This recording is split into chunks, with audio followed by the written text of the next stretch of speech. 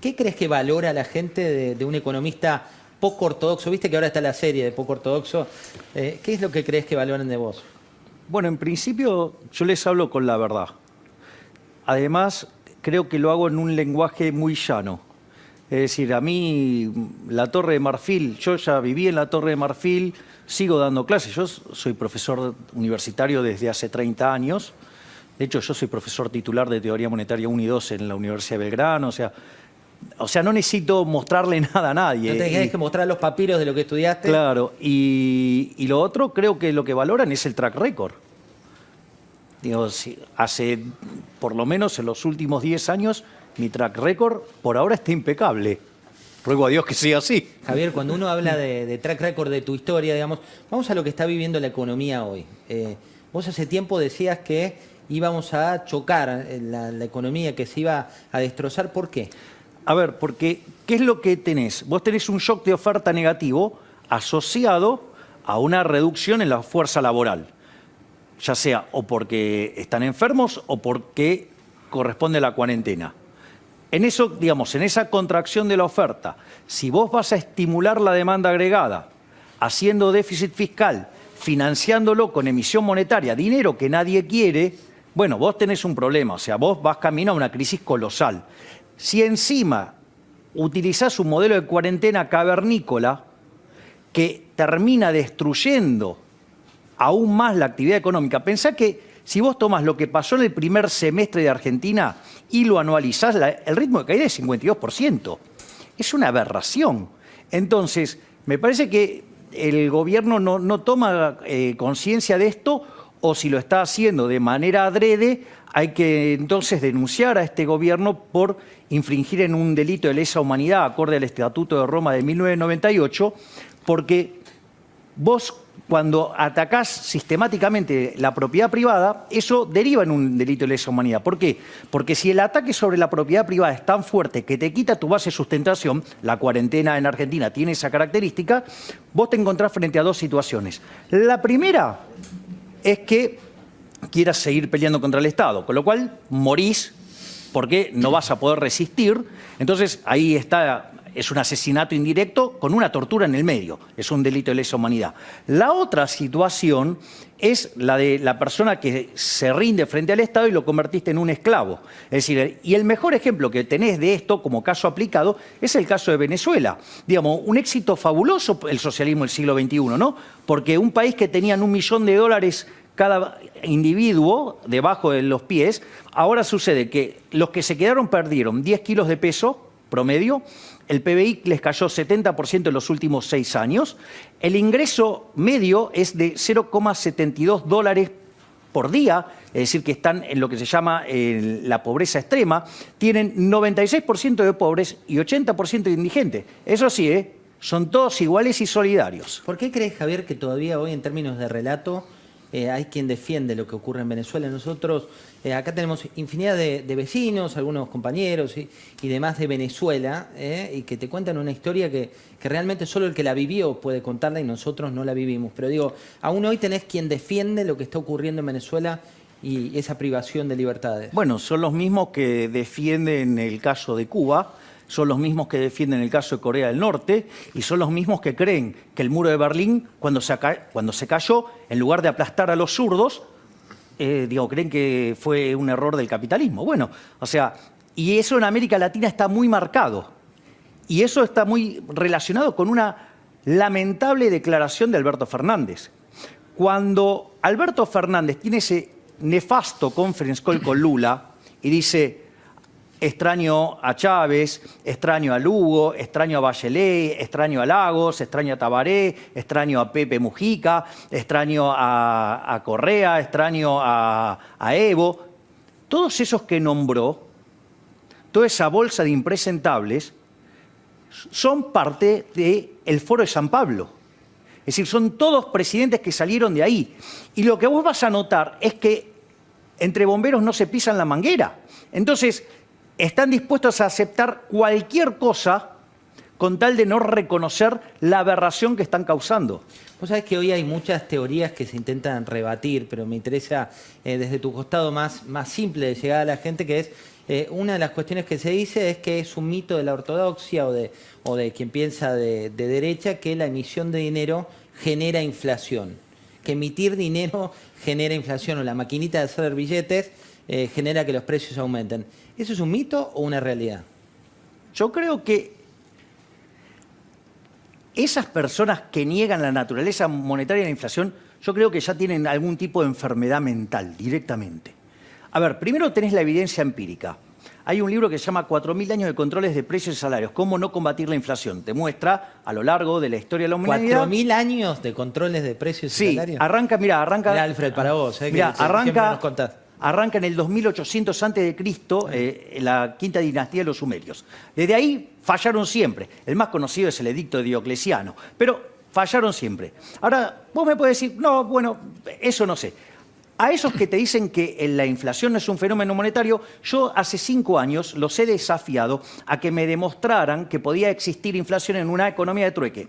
Todavía sigo esperando. Creo que me voy a quedar hecho un esqueleto esperando. Pero no solo eso. Ahora, yo lo voy a explicar ahora con un ejemplo bien básico, bien rudimentario. A ver si estas bestias pueden hacer un upgrade. ¿Sí? Suponete que vivimos en una economía donde hacemos las transacciones en monedas de oro. Sucede que yo tengo un amigo que es físico y otro que es químico y descubrieron la forma de tomar plástico y hacerlo parecer oro y todo el mundo se lo Todos traga. vamos a comprar como hordas el plástico de oro. No, los tres que lo sabemos. Entonces empezamos a comprar ese plástico, lo convertimos en oro. En principio ahí hay una falsificación, pero todavía no constituye un delito, ¿no? Porque, digamos, o sea, yo puedo falsificar algo, tenerlo guardado en casa, no pasa nada. Ahora, ¿cuál es el problema? El problema es cuando vos no lo haces para tener guardado en tu casa, lo haces para tirarlo al mercado. Cuando vos tires ese oro al mercado, ¿qué va a pasar con el precio del oro al aumentar la oferta de oro? El precio del oro baja. Es decir, que todos los precios expresados en unidades áureas, ¿qué pasa? Suben. Es decir, la inflación es siempre, en todo lugar, un fenómeno monetario. Es decir, y ahora vamos no a es una cuestión de libros. Porque viste que hay quien dice, bueno, si vos sos de tal escuela, si sos de tal... Lo concreto es que es un fenómeno monetario. Mira, esa discusión en el mundo civilizado no existe. Digamos, esa discusión la dio Milton Friedman, la ganó por escándalo, la terminó de rematar Robert Lucas Jr. No, digamos, o sea, es más, un impresentable que fue viceministro de Economía, ¿sí?, dijo que en el mundo eso no es cierto, lo que decimos los ortodoxos, por decirlo de alguna manera. Es muy interesante porque una de las cosas que hice fue tomar su declaración y mostrarle libros de keynesianos, ¿sí?, que justamente probaban que lo que estaba diciendo era mentira. Es decir, le subí, no sé, una foto de una captura de pantalla del libro de Mankiw, que es un neo-keynesiano, o sea, no es que es... ¿Cómo se sale, Javier, de esta situación? Digo, estamos en una situación en la cual el empleo está de una manera agravando su realidad cada día. ¿Cómo crees que se puede salir? Bueno, la realidad es que debería haber elegido el gobierno otro modelo de cuarentena. La realidad es que cuando habla de un modelo científico, hay un modelo científico, se llama SIR el modelo, que quiere decir susceptibles, infectados y removidos. Entonces, en base a ese modelo, lo que vos primero tenés que hacer es, a los grupos de riesgo los aislás, de modo tal que bajás la cantidad de susceptibles y para que la tasa, si bien la infectabilidad del virus es la misma, lo que vos podés hacer es bajar la probabilidad para que la gente se infecte, que tiene que ver con todas estas medidas precautorias, el barbijo, ¿sí?, digamos, tiene la distancia social, bueno, digamos, la higiene. Eso por un lado. Y por otro lado, el tema de los test masivos tiene que ver con mejorar el ritmo de remoción, porque cuanto más alto es el ritmo de remoción, menos tiempo están dentro del sistema infectando gente. Ahora, lo loco es que en Argentina esta última parte, que implicaba, digamos, invertir en eso, no se hizo. Seguramente, digamos, habría que explicar, el gobierno va a tener por qué explicar, digamos, decidió no bajarle el salario a los funcionarios, no tocar ninguno de esos privilegios, pero decidió, por ejemplo, no invertir en test masivos. Eso es verdaderamente un escándalo, porque esa es la forma científica de... porque es el parámetro que vos sí podés controlar, que es testear y remover. Entonces bajás el tiempo que una persona está infectando en el sistema. O sea, Eso es el método científico. ¿Acá qué se eligió? La cuarentena cavernícola, todos encerrados. La realidad que eso es una estupidez. Porque suponete lo siguiente, estamos en la época de las cavernas. Vos sabés que si salís te come el león, o lo que fuera. ¿Sí? Ok. Ahora, llega un momento que vos no tenés para comer y te vas a morir igual. Entonces, vas a tomar el riesgo. Entonces, vos verás cuál es el riesgo para evitar que te coma el león y poder sobrevivir. Pero si te quedas encerrado, como propone Pedro Can y todo su equipo, que son los talibanes de la cuarentena y que no tiene que salir nadie hasta que haya una vacuna, lo cual es una estupidez total, porque entonces si la vacuna tarda 10 años, digo, suponemos, estoy haciendo un supuesto, digo, Sí. o sea, ¿qué haces? Te morís como una rata. Porque, digamos, porque si vos no producís, no podés consumir. Y no podés consumir papelitos emitidos por el Banco Central porque de eso no compra nada. Ahora, te doy un ejemplo por qué no compra nada. ¿Cómo te sentirías si te regalo 20 millones de dólares? No sé, usted... Regálamelos a mí. ¿A dónde vamos? Usted se ¿A pone Fiji, ahora colorado. que dan la- No. Yo te dije que te regalo 20 millones de dólares, pero ahora te meto en un cohete y te mando a la luna.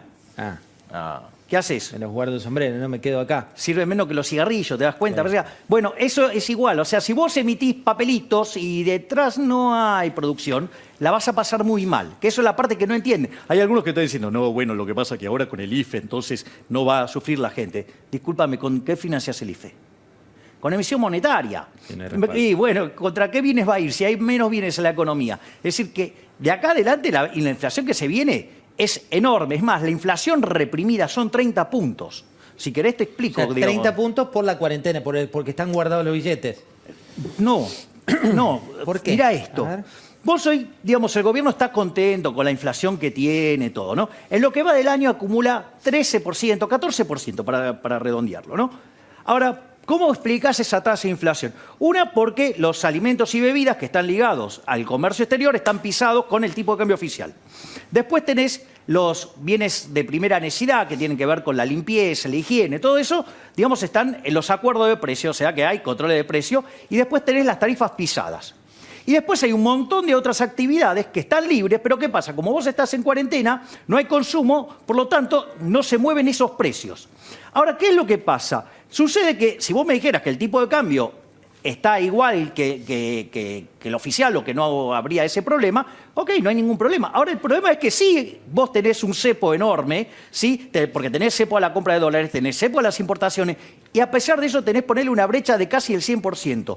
Si alimentos y bebidas pesa 1/3, y esos son todos transables, quiere decir que vos tenés reprimido 30 puntos de inflación. No. Es decir, que la inflación verdadera que está teniendo Argentina hoy, a la luz del tipo de cambio que tenés en el paralelo, tendrías en una inflación en torno al 45%. Si vos eso lo anualizás, ya estás arriba del 100%.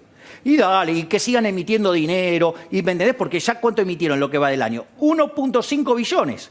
Y con el descalabro fiscal vamos a, por lo menos, a 3 billones de emisión monetaria. O sea, y en un contexto donde además la demanda de dinero se te derrumba. ¿Por qué? Porque vos, cuando mirás las cuentas del sector externo, tuviste en los primeros 6 meses 8.000 millones de dólares de superávit comercial. Ajá. Sí, pero el Banco Central perdió 1.500 palitos. O sea, ¿me entendés que hay 9.500 30 palitos? puntos. Mirá vos, Pablo, tenías una pregunta, decías. Sí, la mía es un poco fuera de agenda, si querés, y yo básicamente quiero saber qué piensa Milei con respecto a quién fue el mejor ministro de Economía de la Argentina, naturalmente desde la vuelta de la democracia, para no meternos tanto en la historia, y también cuál fue el peor ministro.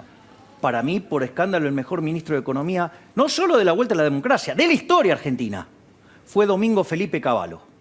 Pero por escándalo. Mucha gente te mira y se debe enojar porque dice, mirá, yo terminé con mi negocio mal, terminé Pero- con los bancos tocando las puertas. ¿Cómo ves? ¿Por qué terminó tan mal eso? Mirá, hay un trabajo maravilloso del profesor Gerardo de la Paulera, Sí, genio. tal cual, con dos colegas, Bossoli e Irigoyen, que escribieron un trabajo que se llama Passing the Buck. Utilizan el índice de presión macroeconómica de Barro y con eso evalúan todos los gobiernos de la historia argentina. ¿Sabe cuál es el mejor gobierno de toda la historia argentina? El primer gobierno de Menem. Y es interesante porque el primer gobierno de Menem no arrancó bien. Primero chocaron en el plan Bujibor con Roy, y después con Rapanelli. Roy, Rapanelli, Después Néstor. lo recontrachocó Herman González y ahí vino Cavallo. Es decir, en el 91. Con lo cual, con 4 años de gestión de Cavallo, le alcanzó para ser el mejor gobierno de la historia. O sea que la gestión de Cavallo es superlativa. O sea, digo, ¿Y el peor? el peor, por escándalo, sin dudas, Kicillof. Kicillof, porque, mira, esto yo lo tengo publicado en un libro mío que se llama El retorno al sendero de la decadencia argentina. Y que es un marco de crecimiento y mirando todas las aberraciones que cometía el kirchnerismo, porque se le gusta Barro, que en conferencias Lionel Robbins él hace un análisis sobre qué cosas impactan sobre el crecimiento.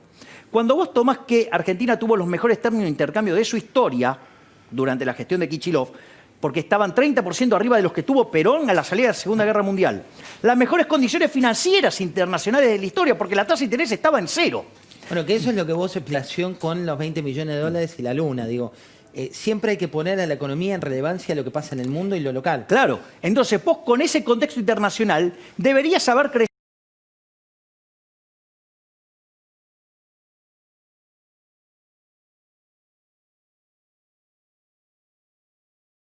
crecido en términos per cápita por lo menos entre 9 y 10%. Caímos 1% per cápita por año. O sea, un burro.